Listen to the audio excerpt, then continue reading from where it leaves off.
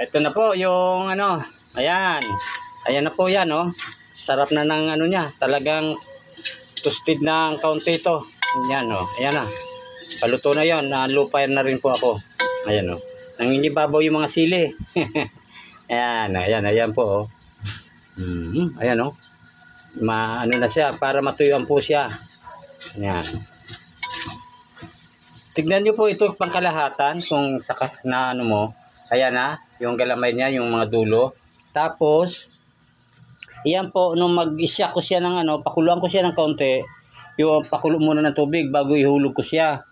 Tignan mo, pangkalahatan po, 8 kilo po lahat ang binili ko.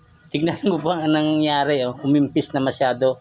Lumiit na po yung, at talagang maraming tubig ang ano ng pugita. Kaya halos kung titignan mo, mahal na, parang lugi. Kaya bihira po magbinta ng pugita. Ayan po. Bukas po yan. Masarap na luto naman din. Gaya rin ito. Thank you po sa inyong panonood at good morning and God bless po.